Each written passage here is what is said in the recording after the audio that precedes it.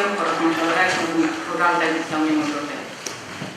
Onte falouse neste auditorio dos movimentos migratorios en Europa e coñecemos de mando representantes dos países que nos acompañan neste proxecto do Alto Alentejo portugués, de Irlanda do Norte, Sicilia, Eslovaquia e Polonia, a realidade migratoria dos seus lugares de origen. Hoxe toca falar de nós, de Galicia. Dicía onte o noso alcalde Manuel Antero na súa intervención que xa era hora de que se falase de migración en Vimianzo. Vimianzo, un pobo, o igual que o resto de Galicia, históricamente migrante, que segue a ser emigrante na actualidade porque nunca deixou de ser. Todas e todos temos nas nosas familias, entre os nosos veciños e amigos, alguén que foi o que é emigrante. Todos coñecemos vivencias da época de emigración a América, a Europa, nomeadamente a Suiza, o destino por excelencia dos veciños e veciñas da Costa da Morte. Hoxe, algúns destes veciños contarán a súa experiencia dos seus anos na emigración. Unha mesa que, sin dúbida, daría para moitas jornadas, nas que nos teremos que confirmar desta volta unhas poucas pinceladas. Mais un tempo esta parte, por fortuna, empezamos a ter tamén aquí veciños e veciñas novos chegados de outros países que tamén deixaron a súa terra e escolleron Galicia para asentarse. Algúns escolleron Vimianzo para facer aquí o seu fogar, como foi o caso de Riano, de Vitú, que víamos no vídeo que se proxectou. Persoas que chegan aquí por diferentes motivos, igual que a nosa xente chegaba e chega a tantos lugares do mundo en busca dunha oportunidade, dun futuro ou perseguindo un soño.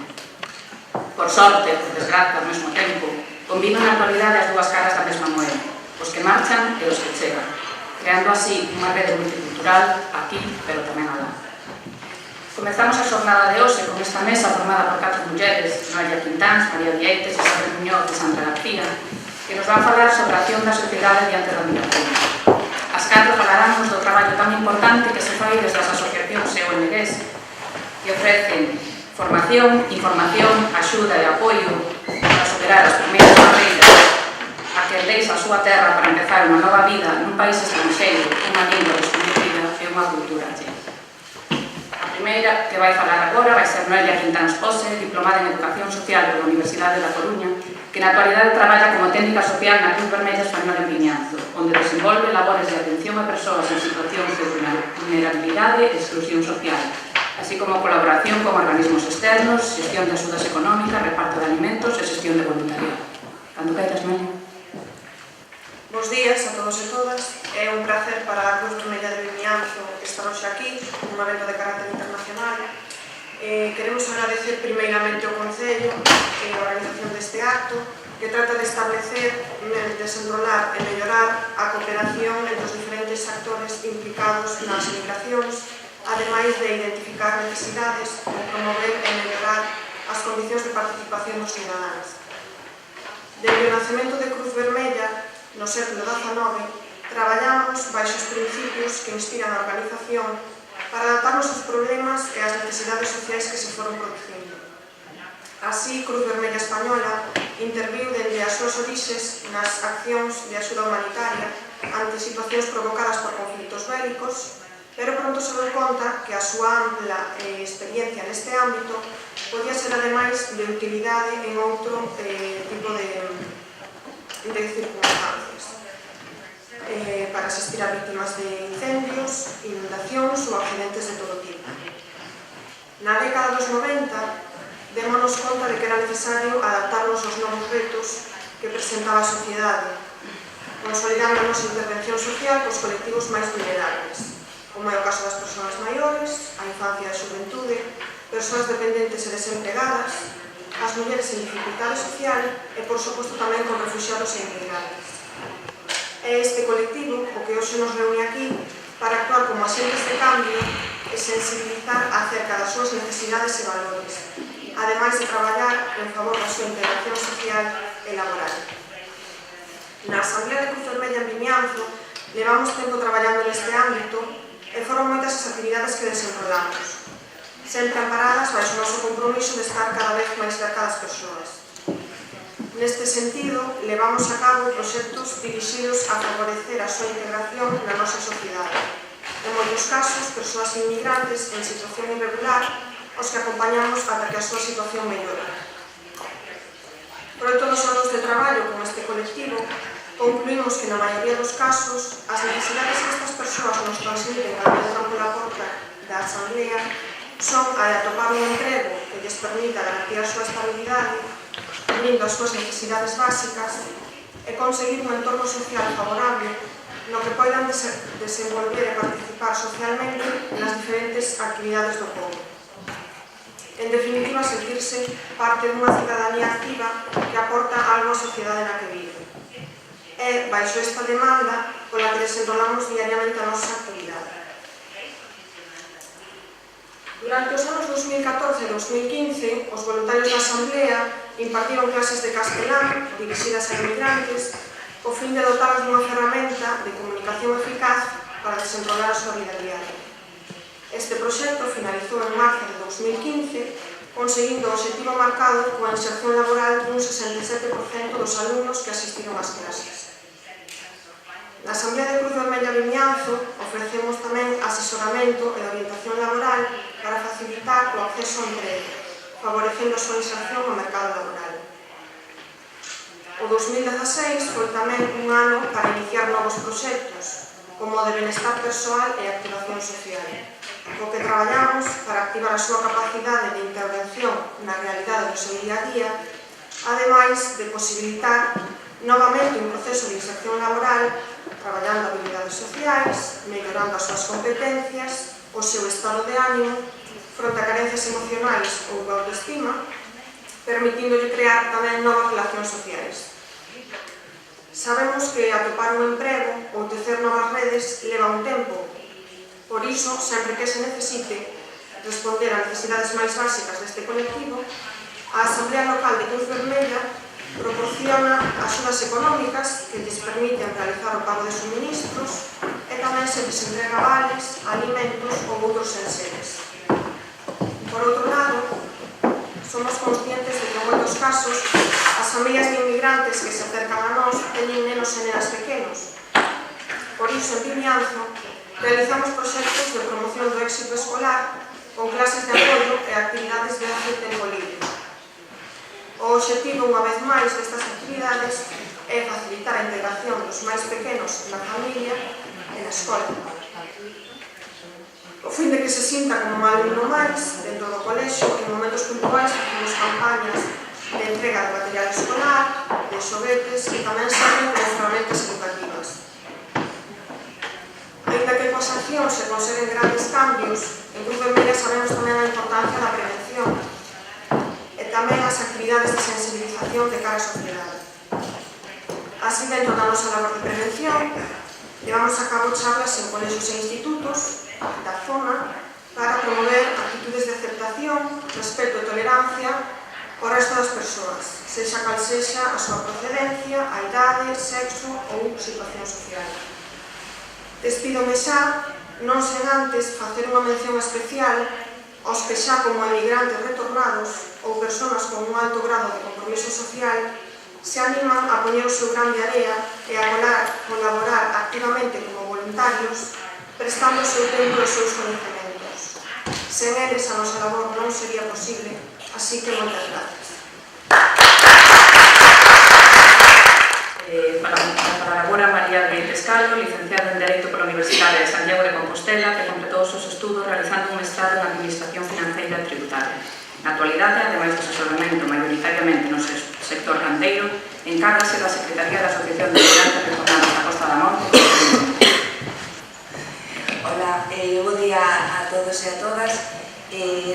Son María Beites Calvo, vine aquí en calidade de representante ou de secretaria da Asociación de Migrantes Retornados da Costa da Morte e, dar as grazas polo convite que nos permite expoñer un pouco que é o noso traballo no día a día e un pouco como se creou a asociación, cal é o seu funcionamento e cales son, digamos, os traballos realizados e así como explicar a necesidade deste tipo de asociacións na sociedade actual. Entón, vertebrei un pouco isto, primeiro explicando como nace a asociación. Somos unha asociación de recente creación porque creo que está datada do ano 2013 e un pouco para saber onde estamos, ver de onde vimos, non? Obviamente, eu non son emigrante retornada, ainda que a figura do emigrante retornado volve a golpear, non? No que a miña xeración e as persoas nosa franxa de idade. Sí que é certo que a maior parte da miña familia sí que estivo emigrada en Suiza nos anos 60, 70, 80 e 90, principalmente en Berna e Thun. Entón, pois, un pouco, cando empezou a haber algún tipo de problema de corte tributario, non? Pois, coa figura do emigrante retornado, pois, vimos a necesidade da creación desta asociación. Perdón. No ano 2012 comezan a chegar pois unhas cartas ás casas dos emigrantes retornados certificadas da Axencia Tributaria, non? Dicíndole pois, que ese organismo ten coñecemento de que perciben pensións de estranxeira que, polo tanto, ten a obligación de declaralas. Nese momento reclamanlle, digamos, a presentación das declaracións da renta, creo que eran do ano 2008, e, bueno, pois, con intereses, multas e demais parafernalia burocrática que, bueno, que creou bastante nerviosismo na zona. Eu creo que se sodes de por aquí sabedes o que me estou referindo, non? Nese momento a sorpresa foi mayúscula, quer dizer, eu nese caso falo tamén un pouco do meu punto de vista persoal, porque incluso miña tía, cando volvera de Suiza, foi especificamente a Axencia Tributaria a ver se tenía que declarar ese tipo de rendimentos e dixeran que non, hasta que, claro, tivo noticias do señor Montoro.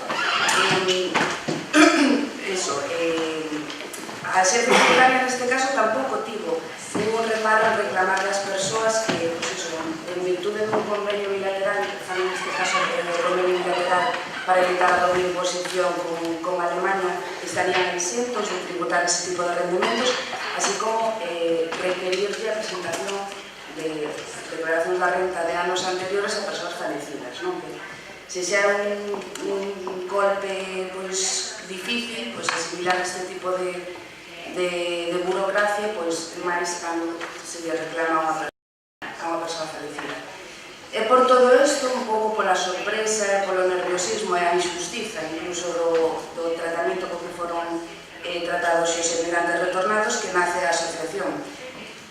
A asociación nace, por así decir, con dúas vertentes. Unha é a vertente máis técnica, se podería decir, con asesoramento en materia tributaria ou asesoramento ou simplemente o que é o acompañamento deste tipo de procesos. Estamos falando dun colectivo de persoas maiores onde, bueno, hai determinada xerda técnica que é complicado de entender.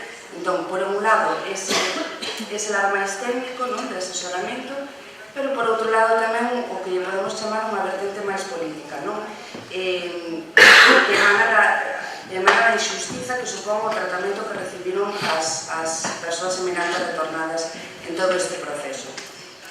Pois imaginade que nos anos 60 ou 70 tedes que emigrar nesta zona maioritariamente a Suiza, para conseguir un futuro mellor para a nosa familia por cuestións políticas. Imaginade que despois de pasar por calamidades, traballar arreo, vivir o desarraigo social e familiar, pois, cando volvedes, se estabiliza todo un pouco, pois, resulta que o Estado que nos abriu a porta para marchar os trata como se forades delincuentes, é dicir, delincuentes defraudadores, 15 días despois de aprobar unha amnistía fiscal, é dicir, unha amnistía ilegal.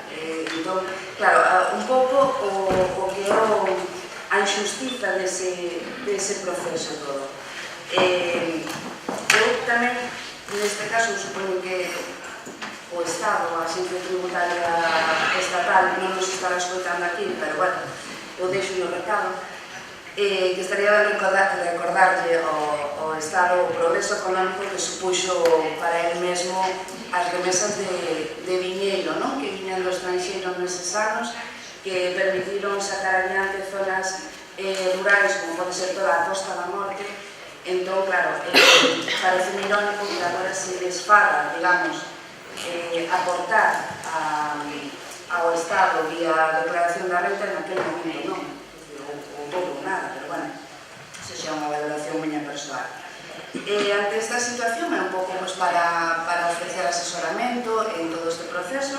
Abrimos un local aquí en Vimianzo, un local cedido por un socio da asociación para atender, digamos, caso por caso todos os requerimentos que viñan de Facenda. Cal é o noso funcionamento? Pois, neste caso, as persoas asociadas pagan unha cuota anual para o que é o mantemento da oficina, luz, auga, internet, teléfono, tinta, todo, e para o asesoramento fiscal que requiran, non? Eu tamén quero recalcar a voluntariedade deste traballo, non? Que moitas veces, por eso non temos un horario, digamos, estándar de apertura, non? Porque moitas veces temos que facer encaixe de bolillos entre, digamos, a vertente social ou participativa nesta asociación con conciliar vida laboral, familiar e demais, non? Por iso, moitas veces, o horario de apertura para moita xente é pouco. Intentamos facer encaixe de bolillos como se poida. Ao longo destes anos, que estamos falando principalmente do ano 2013, algunhas cousas se foron conseguindo, non? Como foron as devolucións de multas e intereses dos anos reclamados, non? Quero dicir, houve que acudir aos tribunais para que estos recoñeceran que a imposición de multas e intereses de demora eran abusivos, dado que a Axencia Tributaria non realizara ninguna campaña informativa, que sería o lógico, pero se dices un colectivo que ten que declarar determinados rendimentos, o lógico sería que primeiro se informaras. Entón, neste caso non houve esa campaña informativa, co cal, houve sentencias xa que condenaron a Axencia Tributaria a devolver esas multas e intereses cobrados a habitantes retornados. Nos solicitamos que se fixeran de oficio, non? Un pouco, tamén para facilitar este trámite ás persoas afectadas, que son persoas maiores, que ao mellor non tiñan por que pasar por outro proceso igual de cartas certificadas. Eu realmente hai unha imaxe que teño grabada, que é unha señora dicíndome: eu, cando me ven unha carta certificada de Hacienda, boto 3 días sen dormir, e que a creo perfectamente, non? Entón, un pouco decíamos de que este tipo de das devolucións deberá de ser de oficio. Non se conseguiu, e de feito, as persoas tiveron que reclamalo cada unha os cartos que ingresara demais nas arcas da Axencia Tributaria. Tamén é certo que, a Axencia Tributaria foi moi rápida en cobrar, pero as devolucións ainda faltan moitas por devolver. É dicir, de 20 millóns de euros que debían de sair das arcas tributarias ao peto dos emigrantes retornados, devolveronse 13 millóns. Quedan ainda 7 millóns de euros pendentes de devolución. Iso pode ser decir que ao mellor foi un logro, pero temos moitos outros retos por diante, non? Así que é certo que cada vez máis xa non se focaliza tanto a nosa atención no tema tributario. Sí que é certo que a medida que a xente se vai acercando á asociación, van surgindo outros temas, ou incluso de persoas maiores de migrantes retornados que agora son os seus netos e netas que van camiño da migración. Entón, buscan un pouco ese asesoramento, non? Entón, nós agora mesmo, tamén, o que nos planteamos, sobre todo como reto, o tema de, unha plena equiparación de delitos entre xubilados. Isto que quere decir? Isto quere decir que se unha persoa xubilada, que cobra menos de 22.000 euros ao ano dunha pensión aquí en unha pensión española, se cobra menos de 22.000 euros de pensión ao ano, non ten que facer a declaración da renta. Pero se unha persoa cobra 10.000 euros dunha pensión suiza e 2.000 euros dunha pensión aquí de España, por exemplo, esa persoa sí que ten a obligación de facer a declaración da renda con un perxuizo económico, digamos, por así decir, para o seu peto, non? Quero dicir, porque, bueno, son declaracións da renda que dan sempre a pagar, non? Eso por un lado, e por outro lado, o que estamos reclamando que unha homologación, digamos, das incapacidades aprobadas nos países onde se migrou. Non ten sentido, quero dicir, que, por exemplo, Suíza aprobe a unha persoa durante a súa vida laboral unha incapacidade do 70% ou do 80% e que esa mesma persoa, sen ter unha mellora, cando volva para aquí, se lle recoñeza, pois, como hai moitos casos, unha incapacidade do 8%. É dicir, non hai, a enfermidade é a mesma, a persoa é a mesma, o que non ten sentido é que un país se recoñeza un 70% e o outro un 8%, non? Daría moito para falar tamén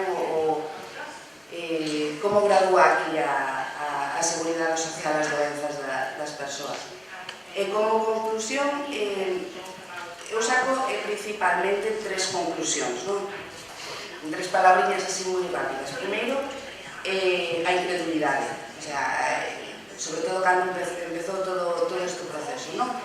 A incredulidade de ver como a unha parte da clase traballadora, por así decir, se trata como a defraudadores e 15 días despois o goberno aproba a política fiscal. Entón, bueno, pois, para as grandes fortunas, claro, non para nós. Entón, no primeiro momento, pois, foi a incredulidade de todo este sistema, non? Despois, eu tamén me quedo con unha parte de orgullo, non?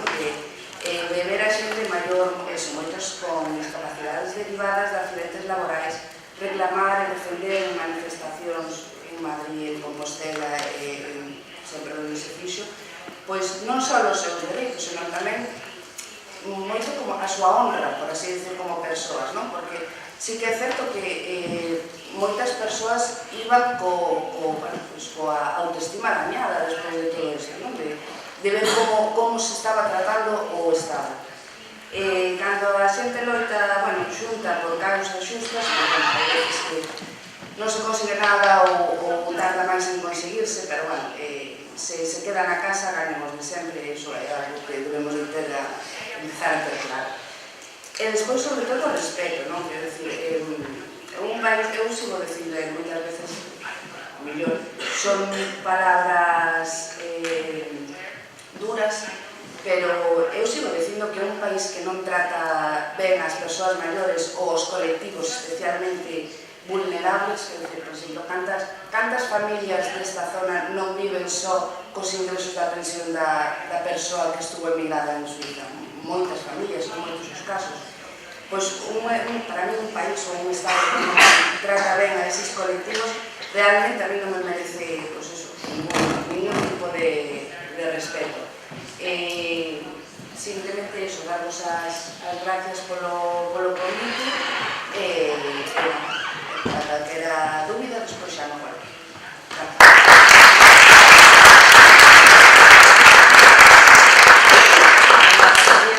Pasamos agora a Isabel Muñoz Rodríguez, licenciada en Dereito pola Universidade de Santiago de Compostela no ano 95, que continuou os seus estudos realizando un mestrado en Dereito da Familia e outro en Seguridade do Traballo. Desde o ano 2002 traballa no Concello de Muxía, onde é directora e asesora xurídica do Centro de Información Hombre. Bos días a todos e a todas.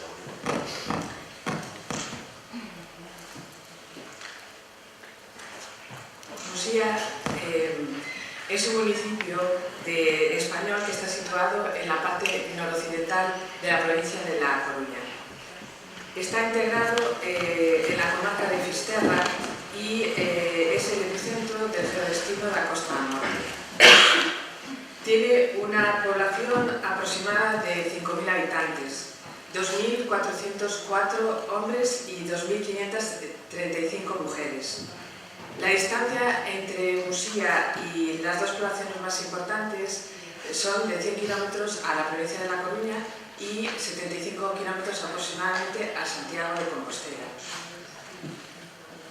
Es un ayuntamiento rural y marinero por excelencia. y cuenta en estos momentos con una población de personas extranjeras de 107 y pertenecientes a 29 nacionalidades, como podéis ver ahí en el gráfico. La gran mayoría de las personas extranjeras que llegan a Musia lo hacen con contratos de trabajo, sobre todo en el sector de la pesca, de las nacionalidades de Indonesia y Senegal.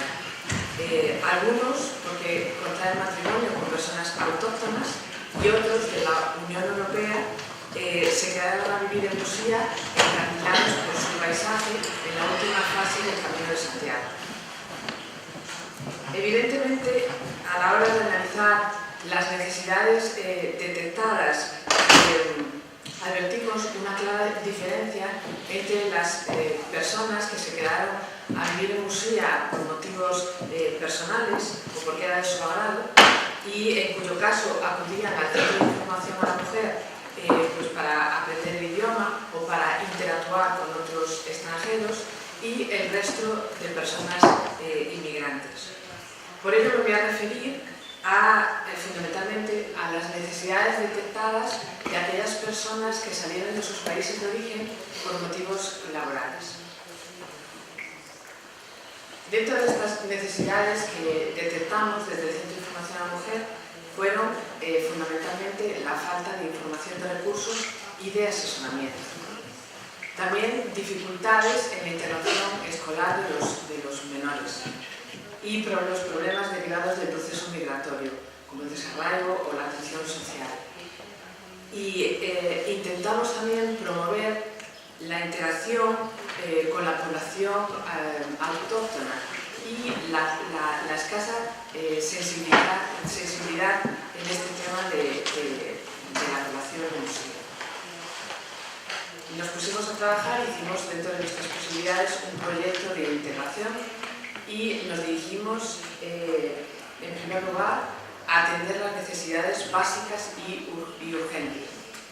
Pues acompañábamos, tramitábamos, intentábamos ayudarles en la tramitación de la tarjeta sanitaria, hacíamos acompañamientos a los centros educativos para matricular a los niños y niñas que llegaban, gestionábamos ayudas de emergencia en colaboración y coordinación con los servicios sociales municipales.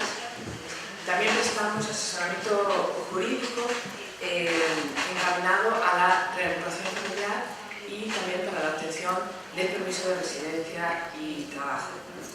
Pretendemos concienciar a las personas extranjeras sobre sus derechos en materia de igualdad.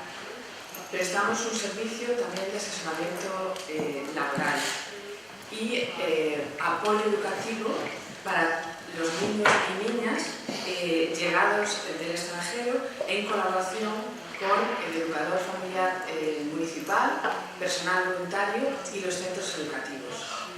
También se están impartiendo clases de español para extranjeros y extranjeras que incluyen unas nociones básicas de cultura española, impartidos también por el educador familiar municipal y por personal voluntario.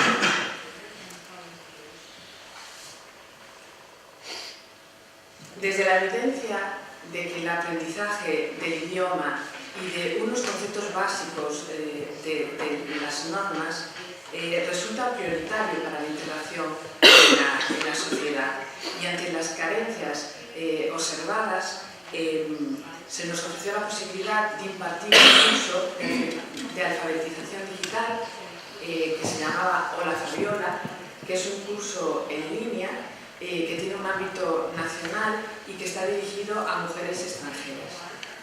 En Musia participaron 11 mujeres extranjeras de distintas nacionalidades en este curso y los objetivos del mismo eran facilitar a las mujeres extranjeras las nociones básicas para el manejo del ordenador, cómo escribir, cómo hacer una búsqueda, cómo guardar. También aprendieron a navegar por internet y a ver las utilidades que tenía esta herramienta. Crearon su propia cuenta de correo electrónico y realizaron también trámites a través de la red para evitar desplazamientos, como por ejemplo solicitar una cita previa en el centro de salud buscar ofertas de empleo o también buscar cursos de formación online gratuitos. Y tuvieron la oportunidad de hablar con familiares y con amigos en sus países de origen. Este curso, los logros de esta formación es que se creó un espacio de encuentro entre las mujeres de distintas nacionalidades y observamos que había una gran interacción entre ellas, independientemente de la nacionalidad que fueran, y unos objetivos comunes de todas las participantes. Detectamos que una de sus prioridades era el aprendizaje del idioma español con la finalidad de la obtención del título de educación secundaria. Tuvo su fruto la formación. 2 de las participantes fueron contratadas por el Ayuntamiento de Musía con un contrato temporal previa superación de las pruebas realizadas al efecto. Y otras 2 participantes se desplazaron al Ayuntamiento de La Coruña y obtuvieron un empleo en esta ciudad. ¿Qué planes tenemos para el futuro? Pues pretendemos impulsar la constitución de una asociación de mujeres extranjeras, en la que tengan cabida todas las mujeres, independientemente de su nacionalidad. Esto sí es característico, porque sí hay asociaciones en función de su nacionalidad, pero aquí va a aglutinar a mujeres de distintas nacionalidades. Y sus objetivos, a grandes rasgos, serían la de conocerse y apoyarse mutuamente pues en sus experiencias, ¿no?, vividas, también resolver sus problemas, los problemas que son comunes para todas, como son el desarraigo o aprender el idioma, o también buscar redes de contacto que pueden utilizar para la obtención de un empleo. Y, sobre todo, la concienciación de su empoderamiento como mujeres. Quería, para finalizar, dar las gracias al Ayuntamiento de Vimianzo y especialmente a Rosa por darnos la oportunidad a las personas que tratamos a diario los problemas de las personas migrantes. Sandra García Sánchez de Bustamante, licenciada en Sociología pola Universidade de La Coruña, especializouse no terceiro sector a través dun mestrado en Dependencia, Xestión e Servizos Sociales. Tras realizar un curso de mediación intercultural, comezou a traballar en Ecos do Sur, na área de intervención social, favorecendo a integración sociolaboral de persoas migrantes. No ano 2011 decidiu dar un paso para outras realidades e tras cursar o posgrado de Cooperación Internacional, o Desenvolvemento e Xestión de Organizacións non gubernamentais no Instituto Universitario de Estudos Europeos da Universidade da Coruña, traballou na Agencia Española de Cooperación en Nicaragua, na área de coordinación de ONGs e na área de xénero. Logo desta experiencia, regresou a Galicia, onde dende o 2014 coordina a área de emprego e formación de Ecos do Sur, formando parte simultaneamente de diversos proxectos de participación, desenvolvemento, acción social e xénero. Queira, Sandra. Hola, buenos días. Tens que perdoar que a presentación descolocouse un pouco, pues en la PDF, pero é simplemente para poñer unhas fotos. Bueno, o meu nome é Sandra e, como me presentaron aí, traballo en Ecos do Sur actualmente. A intención desta presentación é achegar un poquinho a nosa realidade diaria no traballo, vale? Que coñezcades un poquinho a entidade e as cousas que facemos. Pois Ecos do Sur naceu no ano 1991, na Coruña. A idea era un poquinho promover a integración e a participación na nosa sociedade de colectivos en situación de vulnerabilidade, concretamente as persoas inmigrantes inicialmente, pero iso actualmente estendeuse a outros colectivos.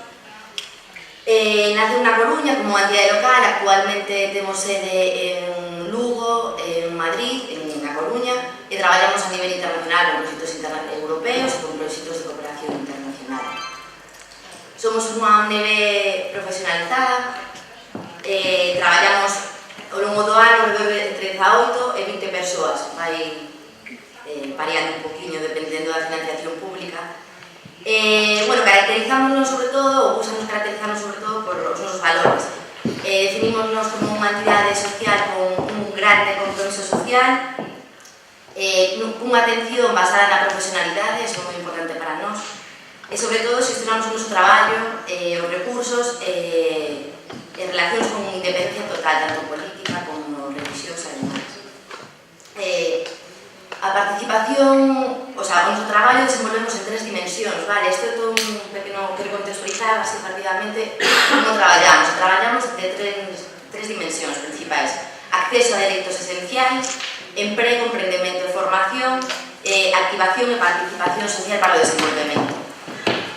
A primeira dimensión é o acceso aos dereitos esenciais. Esta primeira porta de entrada á entidade é a máis fundamental, porque cando unha persoa entra na nosa entidade ven sobre todo pedindo emprego. Cando unha persoa migrante chega aquí, ou inmigrante, a súa necesidade primordial é acceder a un emprego, non? Pero ás veces, coa experiencia, te das conta que hai moitas necesidades básicas non cobertas. É aí onde hai que incidir inicialmente. Por eso ofrecemos esta primeira dimensión, onde traballamos desde diversos ámbitos, vale? O sanitario, o psicolóxico, o xurídico, o social, o idiomático. Entón, cando unha persoa chega, se le ofrece inicialmente un programa sanitario, como comentábamos, onde se ofrece información para acceder á sanidade pública. Realizamos probas de VIH rápidas e temos apoio psicolóxico para apoiar nestes procesos migratorios que levan unha gran dureza en moitos casos. Temos un programa xurídico onde informamos e asesoramos en materia de extranxería, un programa social onde informamos e asesoramos sobre os recursos existentes na zona, temas de empadronamento, vivenda, acceso a educación, recursos económicos. Temos inclusión lingüística, xa que esta é unha das principais barreiras para as que se encontran moitas persoas inmigrantes ou chegar a España, sobre todo aquelas persoas que proceden de países de habla en España.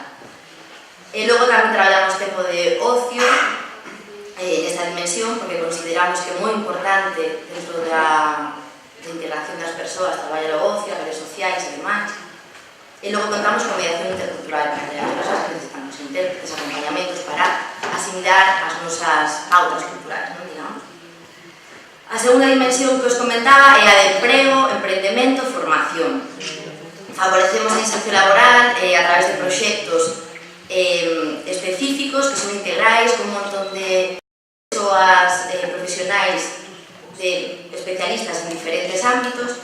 Ofrécese aquí un traballo moi personalizado con cada persoa a través de deseño de itinerarios personalizados, onde se negocian uns obxectivos a cadar coas persoas coas que traballamos para chegar a uns resultados, non?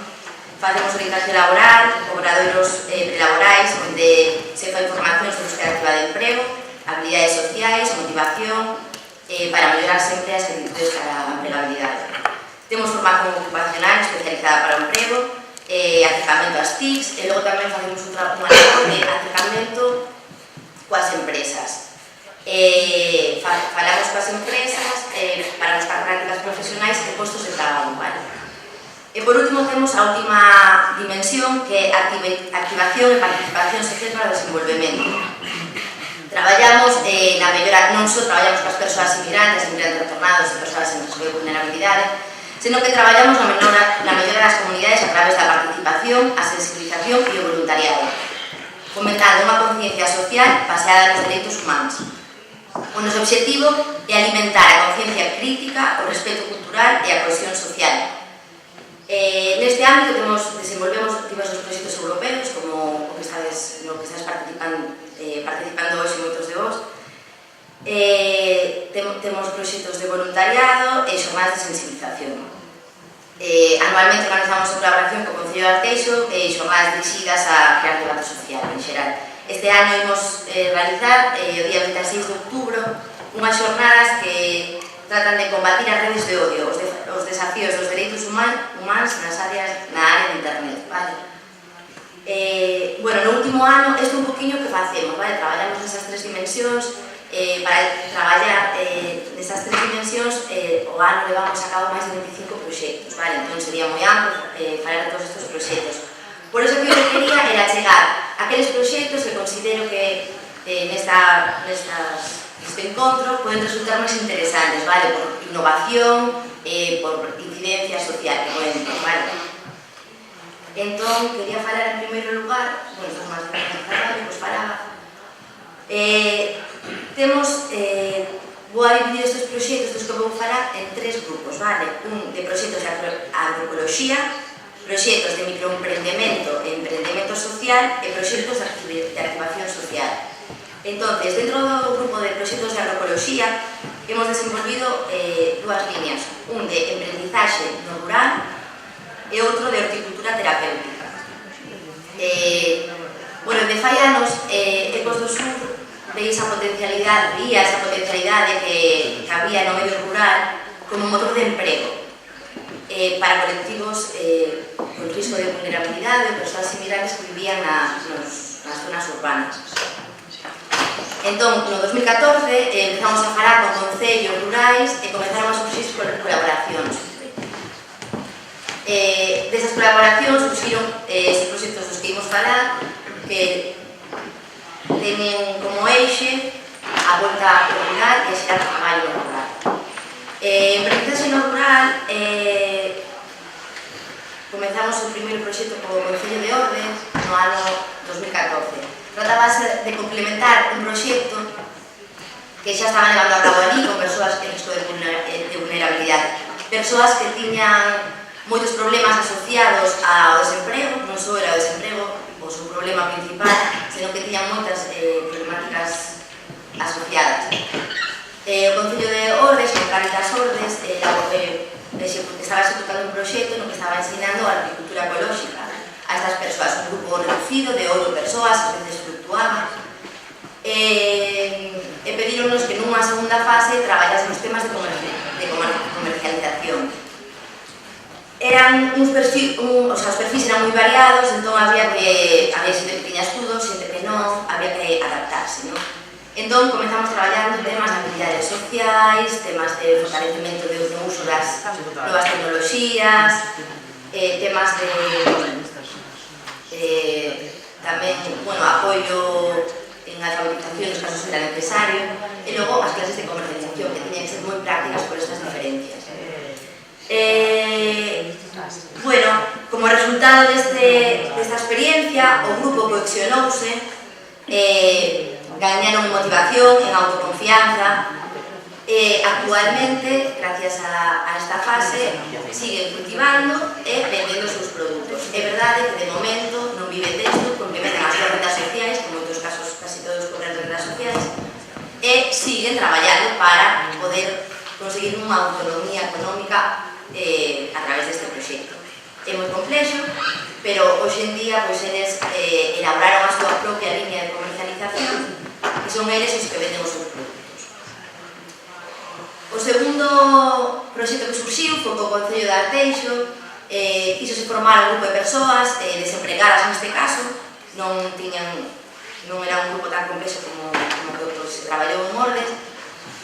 Fixose un curso, o eixo principal é a agricultura ecolóxica, pero traballaronse temas de bioconstrucción, temas de ganadería, temas de conservación de produtos naturais. Foi moi experimental, era a primeira vez que o facíamos e quisimos traballar varias áreas.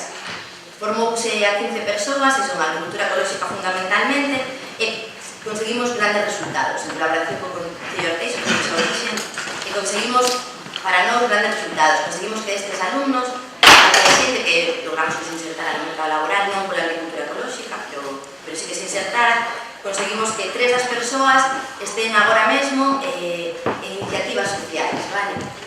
Por un lado, un dos alumnos, Iago, era unha persoa que traballaba no mundo da informática, decidiu cambiar a súa vida e reinventarse a sí mismo. Anotouse neste curso, xa tiña algo de coñecementos da agricultura ecolóxica, pero reforzou o coñecemento, se gañou en autoestima en relación ao tema, pois decidiu transformarse en docente de huertos urbanos. Entón, da Calleres, por calquera sitio onde o chamen, e ademais asesora, fai asesoramento individualizado de hortas.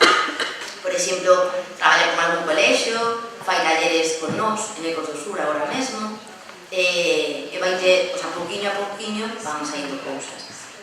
Por outro lado está Gustavo, que montou unha empresa, fixose autónomo, montou unha empresa que se chama Hortas Villarada, é vendedora agora mesmo de produtos ecolóxicos, participa no mercado de arteixo mensual, vende os seus produtos.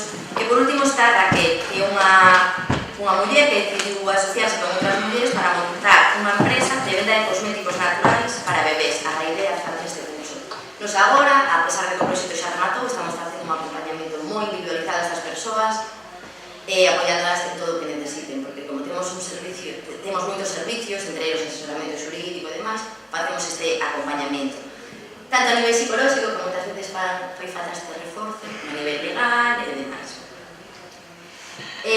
Logo, nesta área de proxectos de agroecoloxía, temos os proxectos de horticultura terapéutica, vale? Utilizamos o traballo na horta, neste caso son hortas urbanas, tanto en Madrid como na Coruña, para traballar temas prelaborales, vale? Son hortas pequenas que non teñen unha producción enorme para poder comercializar ni nada, pero que facemos é traballar determinados aspectos psicolóxicos das persoas previos ao emprego. Temas sobre todo de autoestima, autoconfianza. Traballamos con persoas, en moitos casos, que teñen unha serie polos seus procesos persoais, pois no caso das fruto dos procesos migratorios, traballamos tamén con vítimas de violencia de xénero, traballamos con vítimas de trata. Entón son perfis que teñen un contenido interior que é preciso traballar antes de estabilizar a súa vida nun emprego. Entón, a través destas terapias, o que facemos é, terapias é unha palabra a lo mejor un pouco forte, destas actividades, o que facemos é traballar eso, que gañen en algo, o sea, que teñan un hábito e que ademais gañen en autoconfianza, en autoreflexións, en autoestima e demais. Algún dos resultados é unha mellora clara nas súas competencias persoais e profesionais tamén. A cohesión grupal por parte dos participantes. Conseguimos que a xente cree redes de apoio, que esa parte informal ás veces é moito máis importante para acadar a integración das persoas que acadar un emprego.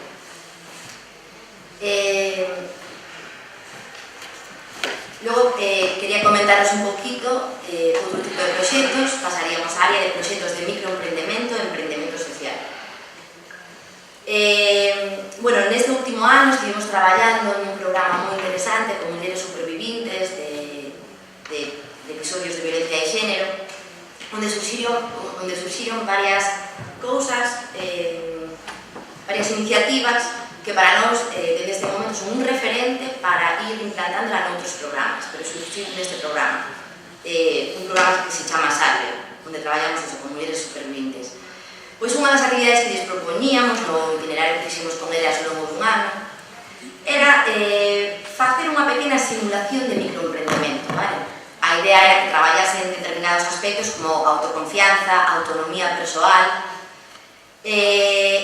propuxémonos que hicieran un tema entre o grupo, que era un grupo reducido de 6-7 persoas, un tema para poder simular montar unha iniciativa de microemprendemento. Elixeron a creación de cestas. Entón, puxémonos manos á obra. Ninguén sabía nada de facer cestas, tivemos que buscar unha persoa que sabía algo, que viña de allí. Entón, aprendimos, por unha parte, a crear as cestas, a creación do producto.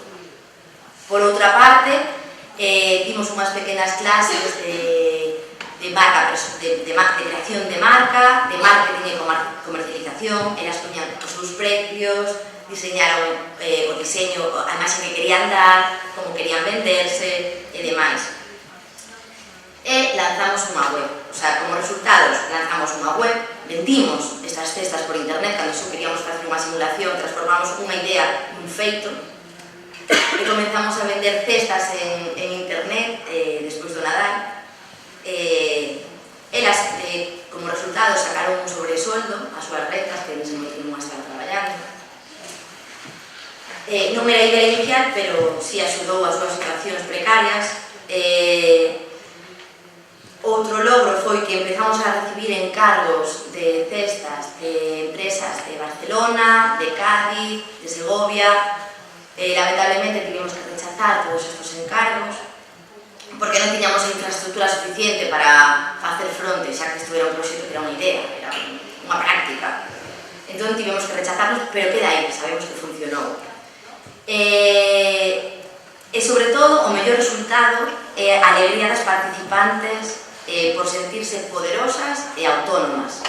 Xerar os seus propios ingresos, ser capaces de botar un proxecto para adiante, moitas destas mulleres que nos encontramos que tiñan autoestima totalmente fracturada por as situacións de violencia que habían vivido, recuperaron unha porcentaxe moi elevada, recuperaron esa autoestima perdida, olvidada e demais. Foi un proxecto moi gratificante.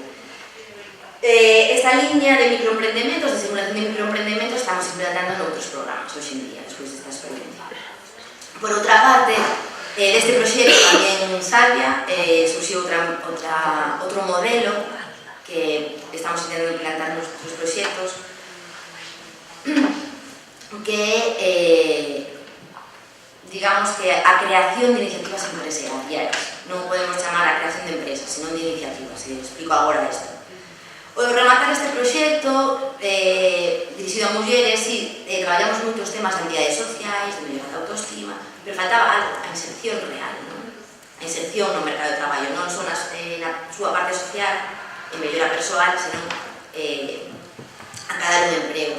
Algúnas delas acadaron un emprego por conta allea, pero quedábanos a espina de que pasaba con tanto traballar a autoestima e demais. Bueno, as situacións económicas das persoas non eran as máis adecuadas para impulsar a xente a emprender. Así que decidimos facer unha idea piloto outra vez. Nos temos unha empresa asociada a Ecos do Sur que é unha impulsadora de iniciativas sociales, chamase Adecos. De momento facemos formacións, asesoramos a emprendedores e os acompañamos. Pero quisimos dar un paso máis aló, facer como de paraulas, facer de base de un proxecto que entendíamos, de un proxecto social, social e emprendedor. Entón, dúas das participantes deste programa de víctimas de violencia decidiron que sería moi interesante montar unha empresa de limpeza. Como rasgo diferenciador, porque era o que elas sabían facer e o que se sentían máis cómodas para facer, pero que como rasgo diferenciador querían promover o tema da sostenibilidade ecolóxica e demais. Por lo tanto, o seu rasgo era utilizar produtos ecolóxicos, só produtos ecolóxicos. Entón, dende esta empresa, adherida a Ecos do Sur, o que se fixo foi contratalas durante uns meses para que elas puderan crear esta empresa con un salario fixo, sen arriscar os seus aforros que non tiñan e demais. Entón, digamos que a Adecos defiñou esta idea, elas comenzaron tutorizadas en todo momento a traballar na página web que podedes ver aí. O logo de Colín é un logo que diseñaron elas, persoas que non tiñan demasiados coñecementos informáticos, diseñaron o logo, a imaxe ainda é un pouco fría, estamos traballando neso. Pero fixemos un acompañamento para que elas elaboraran a web, elaboraron elas a súa, co apoio de compañeros da entidade e compañeiras, elas mismas fan a labor de marketing, acheganse a comunidades de veciños e demais para vender o seu produto, e vai saindo traballo. A idea é que elas podan estabilizarse económicamente, se podan independizar e podan pasar outras mulleres por aí unha vez que se vaya xenerando emprego. Entón queremos facer como un efecto, como unha cadena, non? Que entre novas mulleres a traballar aí, outras vayan saindo, e, darle unha sostenibilidade a esta empresa. Os resultados desto, bastante obvios: empoderamento total das participantes, gañaron autonomía, toma de decisións, traballo en equipo, aprender un montón de informática, un montón de marketing, e sobre todo a posibilidade de conciliación. Encontrar un traballo que podía conciliar. Moitas das mulleres con as que traballamos neste programa e noutros, unha das problemáticas fundamentais é o tema da conciliación familiar. Entón, a través desto, conseguiron coordinarse entre elas e solventar estes problemas de conciliación. E aí estamos, non? Seguimos adiante. Así que se queredes unha limpieciña na casa, podedes chamar, quería falar dos temas de proxectos de activación social. Neste caso, o proxecto que quería falar, iso xa non ten nada que ver, aquí non traballamos cos beneficiarios e beneficiarias dos nosos programas de inserción sociolaboral, senón que aquí traballamos coa sociedade en xeral, vale? Este proxecto surxiu fai xa 1 ano e medio, chamase Ciberrespect, surxe dunha anécdota no traballo, dunha pequena anécdota no traballo. Habíamos saído en prensa, prensa local, nunha noticia que falaba das nosas clases de español, había usuarios que estaban falando das súas pequenas clases e demais, e, mirando a noticia na súa versión digital, nos dimos conta do tipo de comentarios que tiña. Tiña máis de 70 e pico comentarios, pero lembrar, negativos todos, non carecos do sur, que ao final a sociedade tampouco o ten tan presente, tristemente. Pero sí sobre as persoas inmigrantes, non? Foi escandaloso, foron unha serie de comentarios por parte de persoas anónimas na maior parte dos casos, moi destructivos, a verdade, e a partir de aí intentamos xa o viñamos falando de fai tempo, pero dixemos non, que temos que facer algo. A xente de Coruña, xente incluso do noso barrio, que convivían con as persoas participantes das clases, non? Pareceunos unha situación aterradora, comezamos a investigar, vimos toda a problemática que había, incluso había a Unión Europea falaba do tema, había acordos internacionais do tema, estaban comezando a propulsar medidas en relación ao crecemento, a escala de crecemento que había do tema do odio nas redes sociais, da xeración de comentarios racistas e máis. A Unión Europea fala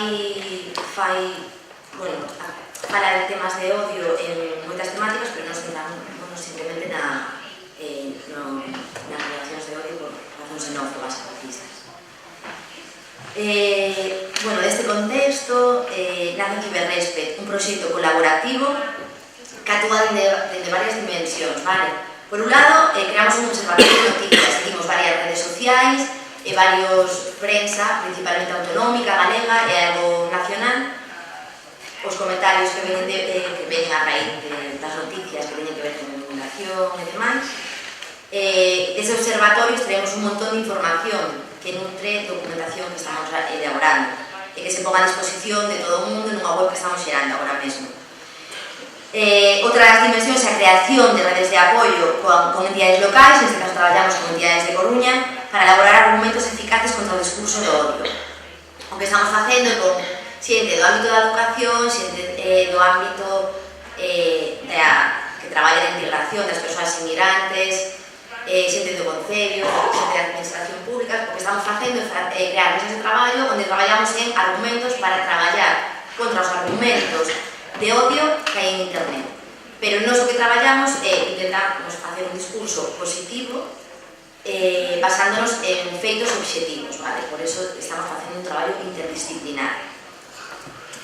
E por último estamos intentando xerar unha rede de ciberactivistas que actúen en internet, que den respostas aos comentarios de odio en internet. Para eso estamos formando online a 15 persoas, aparte de facer cursos para ir reforzando isto, de facer un acompañamento destas persoas ciberactivistas. O obxectivo é un obxectivo claro, crear unha paisaxe digital de respeto, convivencia e cohesión social. Como resultado deste proxecto, pois proceso de creación dunha rede entre as entidades locais, formación de ciberactivistas, creación dunha página web e posibilidade de crear unha rede máis ampla no futuro e consolidar este proxecto. E nada máis, queríamos dar un poquinho unhas pinceladas do traballo que estamos facendo agora, sobre todo nos proxectos que consideramos máis innovadores no traballo coas persoas inmigrantes e coa sociedade en xeral.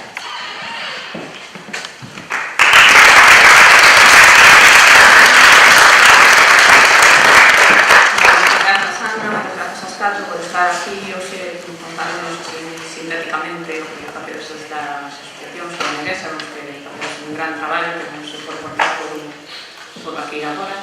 Se alguén quere comentar ou preguntar alguna cousa. Moi bons días. En primeiro lugar, agradecer a vosa presencia, pero sobre todo agradecer o vosso traballo. Porque entendemos que representades o chamado terceiro sector, o sector social, o sector que non actúa con ánimo lucrativo, e que en certa medida a súa labor é complementar teóricamente as accións que debería desempeñar o Estado, un goberno, en todas as súas facetas. Tal como víamos onte na sesión de onte, onde se señalaba unha ausencia tremenda de políticas públicas para os migrantes, tanto para os emigrantes como para os inmigrantes, o asunto ao final se resolve co que debería de ser complementario, se convierte en principal, o único que existe. Entón, nese sentido, reconocer a vosa labor e agradecerla. Permitidme que o concreto a Ignacio, que especialmente as felicitacións para o Vermelho, que está facendo unha labor nos consta moi importante. Non só de traballo con as persoas inmigrantes, sino tamén de labor de concienciación social e de incorporación de voluntariado, sobre todo de xente nova, que creo que é fundamental. O papel das entidades sociais para a concienciación e, por lo tanto, para promover a integración, para romper os tópicos que, ao final, son prexuizos que o único que levan a que os conflitos, en vez de resolverse, se enquisten, en fin, esas cousas que xa sabemos. E tamén a Asociación de Migrantes Retornados, que nos consta a súa existencia, a súa vida, porque foi tamén onde se iniciou a labor que se fai, é moi importante. Eu sinalar dúas cuestións. Onte a profesora Laura Oso nos explicaba moi ben como no réxime franquista os emigrantes foron utilizados para reforzar a ideoloxía dese réxime, para aproveitar eses recursos extraordinarios, esas remesas a que fixeches referencia, en que permitironnos pasar da miseria á pobreza. Tampouco nos permitiron moito avanzar, pero sí, por lo menos superar esa miseria que nos anos 60 vivíamos. A contestación que agora teñen ao ver a súa xubilación respecto de políticas erráticas do goberno, que nun momento determinado recomendaba que non sean as súas declaracións da renta, que non incluíran eses ingresos das pensións recibidas do seu traballo, a maioría deles, prácticamente toda a súa vida laboral en países do estranxeiro, e que de repente, sin mediar ningún tipo de información, a súa campaña realmente, non sei, de entrar directamente no peto desas persoas, baixo a desculpa de que tiñan a obriga de tributar, como ben dixeches o ter moitas veces, non é que tuvese moitos ingresos, senón que tiña dos ingresos, se aplicaba algo que nos consta todo o mundo, nas axencias tributarias e nas axencias tributarias, nas diferentes axencias tributarias, se dicía que non era necesario facer a declaración da renta. Dixeches que foi un logro, para mí foi unha tristeza, é dicir, é unha tristeza recoñecer un logro como impedir un abuso, que foi o que se fixo. Ademais, non sin moito sofrimento, sin moita loita, porque hai que lembrar a cantidade de manifestacións de persoas que probablemente